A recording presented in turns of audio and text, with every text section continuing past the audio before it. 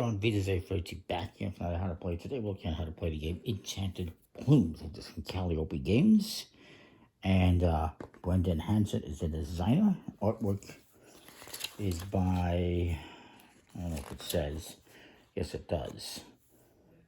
Echo Chernick, I guess Lazarus Chernick and Andy Hepworth. But they did illustrations and graphic design. Illustrations though Echo Chernick. This came out in 2020. And it's a little game about building a beautiful plume for your peacock, or plumes. You'll probably be doing multiples. You're going to be laying out cards just like that. And it says you're trying to complete magical peacocks by assembling plumes and sparkling rows from top to bottom.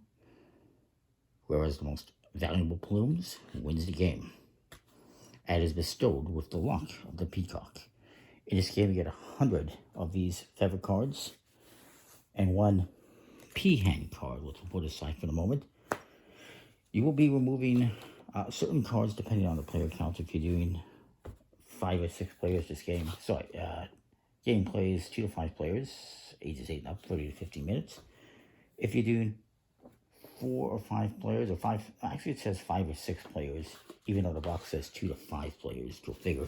I guess if you're doing 5 or 6 players, you're going to use all the cards, all 100. If you are doing 4 players, you will remove all the 9s.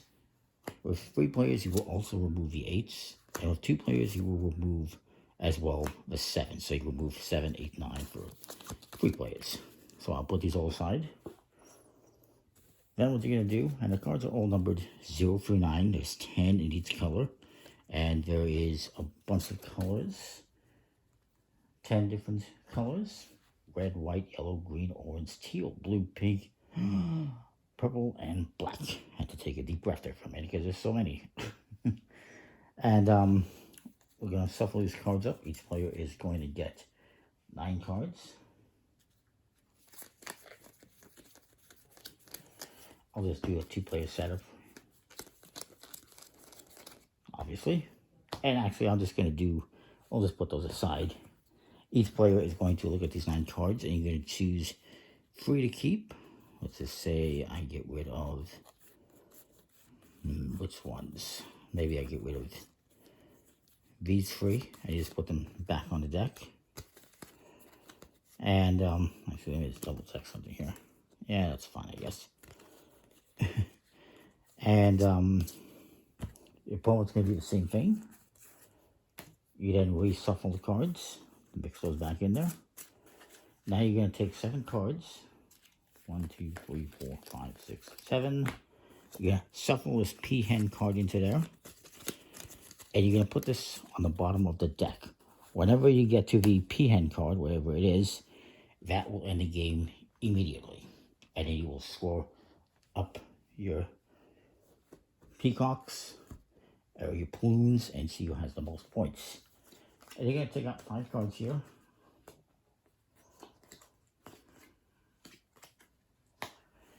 And make like a little bit of a market. On your turn, you have to play 2 cards. And then you can draw 2 cards from the deck. Trade 2 cards from your hand for 2 cards from here. Or you can draw 1 and then trade 1 for 1. You're always going to be drawing and trading cards. You do have a hand limit of 6 cards, so keep that in mind. So let's say I start off by playing this one and this one. Then maybe what am I going to do here? I will trade this one for this one, and I will draw 1, which is one of the things you can do. Or you can trade 2 for 2, or just simply draw 2. My opponent's going to go, other players are going to go, and it's going to come back to me, and I will continue. Maybe I play this 0, and, well, I wish I had another smaller card in my hand. Let's just say I had these cards, and I play this one as well. Then my opponent's going to go out. Then I guess I would draw some more cards.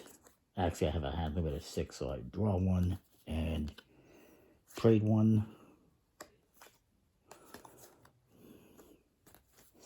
And it comes back to me. Maybe I play again. Play this one here. And then maybe I will play this one here. Now, you can play as many cards as you want in the first row. Once you start playing cards on the second row, you can no longer add to the first one. Additionally, when you play cards to the second row, the colors must match what is up here. So I cannot play a purple because I don't have any purple. So what I'm going to do instead is I'm going to trade these ones out for something else that's more useful, more than likely. I will trade these ones for these ones. Then everyone else goes, it comes back to me, and I can put down some more cards. And I'll draw some more. Everyone else goes. It comes back to me. I can add some more here as well. When you go down the rows, you're always going to have one less card. So I had 5 in the first row. This one's going to be 4. Then maybe I put this one here. And this one here. We'll draw some more cards. How'd I end up with only a couple of cards? I don't know. You keep going back and forth doing this.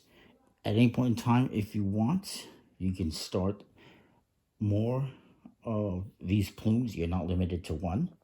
You can do as many as you like, as many as you can. I can play this one here on my turn, and maybe this one here. So then maybe I start a new one over here. And it comes back to me. I'll play some more on this one. Actually, I'll do this. So I played that one there. Then I played this one, just to be fair. And we continue. And actually, we'll say I had played this one here as well. You can't even see what I'm doing. I apologize. But let's say I had that for my second plume here, and now I'm adding more cards to it. Actually, I'm going to add this one. And this one. Continue drawing cards or making trades if you want, and adding cards to your plumes. I'm just going to keep doing that until I find the colors I want, I guess. So I want. Yeah, I can put this one here, and then the last one you can put face down for now until the end of the game.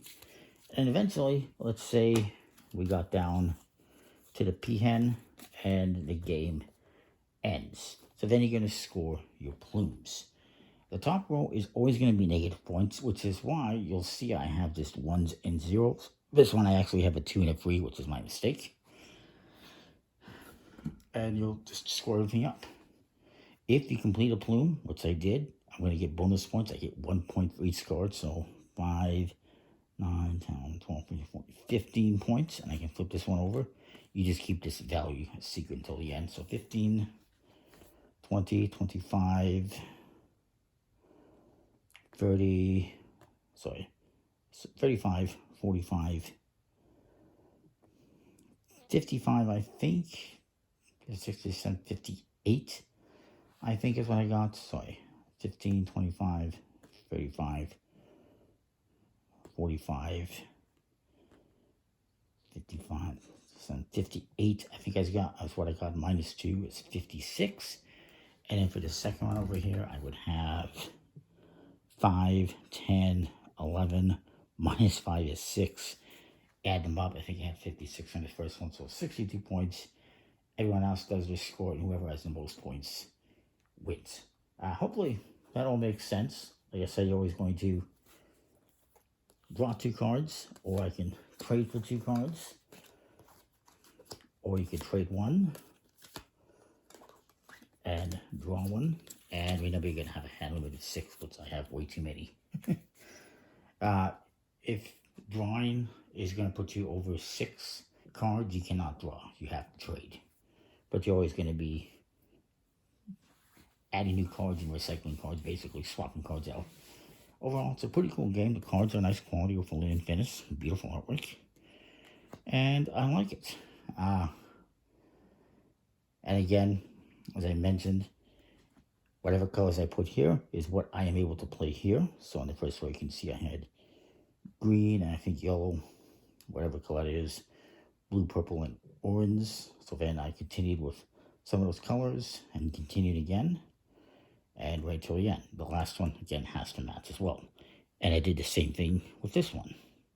You can have more than one of the same color, like I have here. 2 teals, I think that is. You can have them all the same color if you want, as long as it matches one of the colors in the first row. Overall, I think Enchanted Plumes is, like I said, it's a pretty cool game. And that is that. Comment, like, subscribe, and know what you think. We'll see you next time. Thanks for watching.